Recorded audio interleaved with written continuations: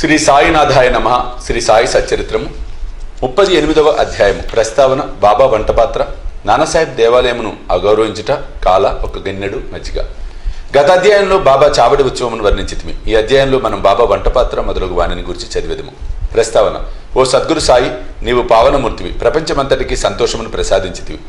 భక్తులకు మేలు కలగజేసితివి. నీ పాదములను ఆశ్రయించిన వారి బాధలను తొలగించితివి. నిన్ను శరణుజొచ్చిన వారిని ఉదార స్వభావుడగుడిచే వారిని పోషించి రక్షించదు. నీ భక్తుల కోరికలు నెరవేర్చుటకు, వారికి మేలు చేయుటకు నీవు అవతరించదు. పవిత్రాత్మయను ద్రవసారమును బ్రహ్మమనుడు అచ్చులో పోయిగా దాని నుండి యోగులలో అలంకారముకు సాయి వెడలను. ఈ సాయి ఆత్మారాముడే. స్వచ్ఛమైన దైవికానందమునకు వారి పుట్టినిల్లు. జీవితేచ్ఛలను నీవు పొందినవారే వారి భక్తులను నిష్కాములుగా చేసి విముక్తులు చేసి. బాబా వంటపాత్ర. యుగ యుగములకు శాస్త్రములు వేరువేరు సాధనములు ఏర్పాటు చేసి ఉన్నవి. కృతయుగంలో తపస్సు, త్రేతాయుగంలో జ్ఞానము, ద్వాపరయుగంలో యజ్ఞము, కలియుగంలో దానం చేయవలనని శాస్త్రములు ఘోషించుచున్నవి. దానములన్నింటిలో అన్నదానమే శ్రేష్టమైనది. మధ్యాహ్నం 12 గంటలకు భోజనం దొరకనిచో మనం చాలా బాధపడదము. అట్టి పరిస్థితుల్లో ఇతర జీవులు కూడా అట్లే బాధపడను. ఈ విషయం తెలిసి ఎవరైతే బీదలకు ఆకలితో ఉన్నవారికి భోజనం పెట్టెదరో వారే గొప్ప దాతలు. తైత్రోపనిషత్తు ఇట్లు చెప్పుచున్నది, ఆహారమే పరబ్రహ్మ స్వరూపము. ఆహారం నుండి సమస్త జీవులు ఉద్భవించుచున్నవి. చచ్చిన పిమ్మట అవి తిరిగి ఆహారంలో ప్రవేశించును. మిట్ట మధ్యాహ్నం మన ఇంటికి ఎవరైనా అతిథి వచ్చినచో వారిని ఆహ్వానించి భోజనం పెట్టుట మన విధి. ఇతర దానములు అనగా ధనము, బట్టలు మొదలగునవి పుచ్చుకున్నప్పుడు కొంత విచక్షణ కావలను. కానీ ఆహార విషయంలో అట్టి ఆలోచన అవసరం లేదు. మన ఇంటికి మిట్ట మధ్యాహ్నం ఎవరు వచ్చినా వారికి మొదట భోజనం పెట్టవలను. కుంటి, గ్రుడ్డి, రోగిష్ఠులు వచ్చినచో వారికి మొట్టమొదటి భోజనం పెట్టిన పిమ్మట ఆరోగ్యవంతులకు అటు పిమ్మట మన బంధువులకు పెట్టవలను. మన బంధువులు మొదలగు వారికి పెట్టుట కంటే నిస్సహాయులైన అంగవికలులకు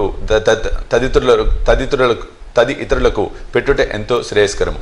అన్నదానము లేకునచో ఇతర దానములు ప్రకాశించవు. ఎట్లన చంద్రుడు లేని నక్షత్రం వలె, పతకము లేని కంఠహారం వలె, పింఛము లేని కిరీటం వలె, కమలము లేని చెరువు వలె, భక్తి లేని భజన వలె, కుంకుమ బొట్టు లేని పుణ్యస్త్రీ వలె, బొంగురు కంఠం వాని పాట వలె, ఉప్పు లేని మజ్జిగ వలె రుచించవు. అన్ని వ్యంజనముల కంటే పప్పుచారు ఎట్లు ఎక్కువో అట్లా అన్ని పుణ్యములలో అన్నదానం ఎక్కువ. బాబా ఆహారం ఎట్లు తయారు చేసి పెట్టుచుండెనో చూసేదం. బాబా కొరకు చాలా తక్కువ భోజనం కావలసి ఉండెను. అది కొన్ని ఇండ్ల నుండి భిక్షాటనం చేసి తెచ్చుకునేవారు. ఇదివరకే తెలుసుకుంటుమి. ఏనాడైనా అందరికీ భోజనం పెట్టవలనని బాబా నిశ్చయించుకున్నచో మొదటి నుండి చివరి వరకు కావలసిన ఏర్పాట్లన్నీ తానే స్వయంగా చూసుకునేవారు. ఈ విషయమై వారు ఇతరులపై ఆధారపడలేదు. ఎవరికి బాధ కలగచేయలేదు. మొట్టమొదట బజారుకు వెళ్లి ధాన్యము, పిండి, మసాలా దినుసులు మొదలగునవి అన్నీ నగదునిచ్చి కొండేవారు.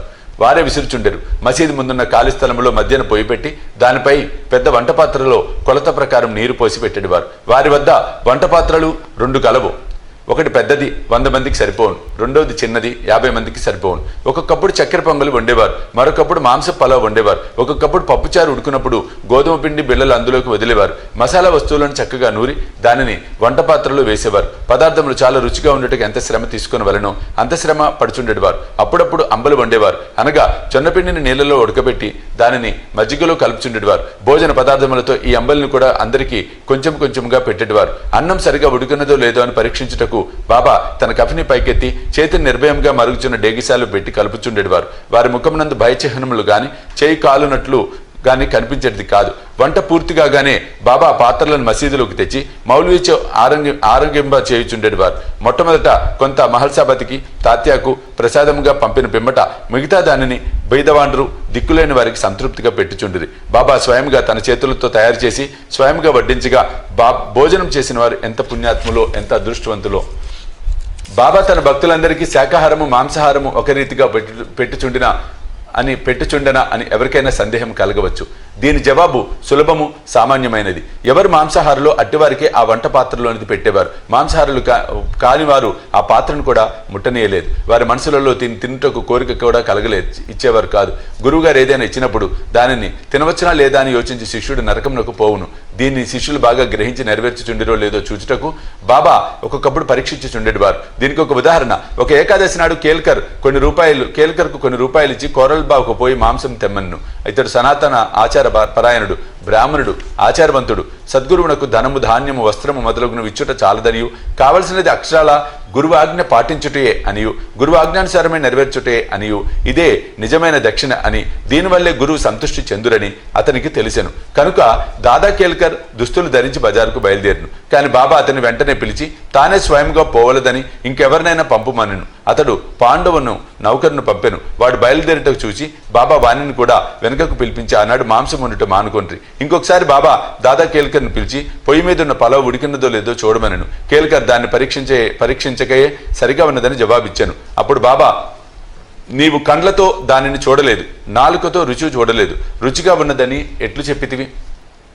మూత తీసి చూడుము అనుచు బాబా అతని చేతిని పట్టుకొని మరుగుచున్న డేగిసాలో పెట్టాను. ఇంకను ఇట్లనను, నీ చేయిని తీయము, నీ ఆచారం ఒక పక్కకు పెట్టి తెడ్డులో తీసి కొంచెం ప్లేట్లో వేసి సరిగా ఉడికినదో లేదో తెలుసుకొనుము. తల్లి మనసు నిజమైన ప్రేమ జనించినప్పుడు ఆమె తన బిడ్డను గిల్లి ఆ బిడ్డ ఏడ్చినప్పుడు దానిని కౌగిలించుకొని ముద్దు పెట్టుకొనును. అట్లనే బాబా కూడా కన్నతల్లి వలె దాదా కేల్కర్ను గిల్లాను. నిజముగా ఏ యోగి గాని గురువు గాని తన శిష్యునకు నిషిద్ధ ఆహారం తిని చెడిపమని చెప్పడు. ఈ విధంగా బాబా పలావ్ వండుట 1910వ సంవత్సరం వరకు జరుగుతుండేది. పూర్వం చెప్పిన రీతిగా దాస్కన్ బాబా కీర్తిని తన హరికథల ద్వారా బొంబాయి రాష్ట్రంలో వెల్లడి చేశాను. ఆ ప్రాంతం నుండి ప్రజలు తండోపతండములుగా సిరిడి వచ్చుచుండిరి. కొలది దినములలో సిరిడి ఒక పుణ్యక్షేత్రమాయను. భక్తులు అనేక రకముల ఆహారములను బాబాకు నైవేద్యం పెట్టుచుండిరి. వారు తెచ్చిన పదార్థములు ఫకీర్ బీదలు తినగా ఇంకను మిగులుచుండెను. నైవేద్యం ఎట్లు పంచిపెట్టేటి వారో చెప్పుటకు ముందు బాబా సిరిడిలోని దేవాలయములందును అందుండు దేవతల ఎందును గల గౌరవమును చాటెడు నానాసాహెబ్ చంద్రకర్ కలతను తెలుసుకుందుము. నానాసాహెబ్ దేవాలయమును అగౌరవించుట ఎవరికి తోచినట్లు వారు ఊహించి బాబా బ్రాహ్మణుడని కొందరు, మహమ్మదీయుడని మరికొందరు చెప్పుచుండిరి. నిజంగా బాబా ఏ జాతికి చెందిన వారు కారు. వారు ఎప్పుడు పుట్టిరో, ఏ జాతి ఎందు పుట్టిరో, తల్లిదండ్రులు ఎవరో ఎవరికి తెలియదు. కనుక వారు బ్రాహ్మణుడు గాని మహమ్మదీయుడు గాని ఎట్లు కాగలరు? వారు మహమ్మదీయులైనచో మసీదులు ఎప్పుడు దునెట్లు మండనిత్తురు? అచ్చోట తులసి బృందావనము ఎట్లు ఉండును? శంఖము లూదుటకు ఎందుకు ఒప్పుకొందురు? గంటలను మ్రోగించుటకు ఎట్లు సమ్మతించురు?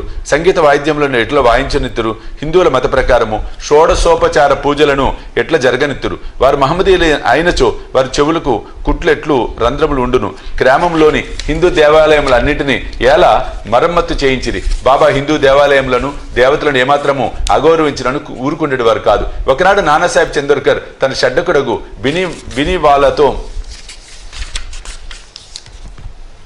బినివాల్యాతో షిరిడి వచ్చెను. బాబా వద్ద కూర్చొని మాట్లాడుచుండగా నానా మీద బాబా హఠాత్తుగా కోపంగించి, నా సహవాసం ఇన్నాళ్ళు చేసియు ఇట్లనే చేసితివి అనెను. నానాసాహెబ్ మొదట దీనిని గ్రహించలేకపోయాను కనుక అదేమిటో వివరించవలసినదిగా ప్రార్థించను.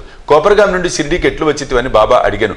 నానా వెంటనే తన తప్పును గ్రహించను. సాధారణంగా షిరిడీ పోవునప్పుడల్లా నానాసాహెబ్ కోపర్గాంలో దిగి దత్త దర్శనం చేసుకునేవాడు. కానీ ఈసారి తన బంధువు దత్తభక్తుడు అయినప్పటికీ అతనిని కూడా వెళ్ళనీక ఆలస్యమైపోతుందని చెప్పుచూ తిన్నగా షిరిడి చేరెను. ఇదంతయు బాబాకు తెలియచేయచు తాను గోదావరిలో స్నానం చేయనప్పుడు ముళ్ళు పాదములో గుచ్చుకొని తనను చాలా బాధ పెట్టను అని చెప్పాను. బాబా అది కొంతవరకు ప్రాయశ్చిత్తమే అనుచు ఇక మీదట జాగ్రత్తని హెచ్చరించాను. ఇక నైవేద్యం ఎట్లా పంచిపెట్టేవారో చూసేదము. హారతి పిమ్మట భక్తులందరికీ ఊదితో తమ ఆశీర్వాదములు ఇచ్చి పంపివేసిన పిమ్మట బాబా మసీదులోనికి పోయి నింబారు వైపుకు వీపు పెట్టి కూర్చొనుచుండిరి. కుడివైపు ఎడంవైపు భక్తులు పంక్తులలో కూర్చొనుచుండిరి. నైవేద్యం తెచ్చిన భక్తులు పల్లెములను మసీదులో పెట్టి బాబా ఆశీర్వాదములకై ఉదికై కనిపెట్టుకొని బయట నిల్చుండిరి. అన్ని రకముల ప్రసాదములు బాబాకు వచ్చుచుండేవి. పూరీలు, మండగలు, బొబ్బట్లు, బాసుంది, సాంజ, పరమాన్నము మొదలగునవన్నీ ఒకే పాత్రలో వేసి బాబా ముందు ఉంచిరివారు. బాబా దీన్ని దైవమునకు అర్పించి పావన మనచుచుండెను. అందులో కొంత భాగము బయట కనిపెట్టుకుని ఉన్నవారికి పంచి తక్కినది బాబా అటు ఇటు 2 వరుసలలో కూర్చుండిన భక్తులు సంతృప్తిగా తినిచుండిరి. శ్యామ, నానా సాహెబ్ నిమోన్కరు వడ్డించేవారు. వచ్చిన వారి సౌకర్యములను వీరు చూసేవారు. వారు ఆ పని అతి జాగ్రత్తగాను ఇష్టముగాను చేయుచుండిరి. తిన్నట్టి ప్రతి రేణువు కూడా తృప్తియు సత్తువ కలుగు చేయుచుండెను. అది అట్టి రుచి, ప్రేమ, శక్తి కలిగిన ఆహారం. అది సదా శుభ్రమైనది, పవిత్రమైనది. ఒక గిన్నెడు మజ్జిగ. ఒకనాడు హేమాడ్ పంత్ మసీదులో అందరితో కడుపు నిండా తినను. అట్టి సమయమున బాబా అతనికి ఒక గిన్నెడు మజ్జిగ తాగుమని ఇచ్చాను. అది తెల్లగా చూచుటకు ఇంపుగా ఉండెను, కానీ అతని కడుపులో ఖాళీ లేనట్లు ఉండెను. కొంచెం పీల్చగా అది మిక్కులు రుచిగా ఉండెను. అతని గుంజాటనం కనిపెట్టి బాబా అతనితో ఇట్లనెను, దానినంతయు త్రాగుము, నీకు మీదట ఇట్టి అవకాశం దొరకదు. అతడు వెంటనే దానినంతయు త్రాగాను. బాబా పలుకులు సత్యమయ్యాను. ఏలన త్వరలో బాబా సమాధి చెందిరి. పాఠకులారా, హేమాడ్ పంత్కు మనం నిజముగా నమస్కరించవలెను. అతడు గిన్నెడు మజ్జిగను ప్రసాదంగా తాగాను. కానీ మనకు కావలసినంత అమృతమును బాబా లీలల రూపమున ఇచ్చెను. మనము ఆ అమృతమును గిన్నెలలో తాగి సంతృష్టి చెంది ఆనందించదముగాక. 38వ అధ్యాయం సంపూర్ణము. సద్గురు శ్రీ సాయినాథ్ అర్పణమస్తు. శుభం భవతు.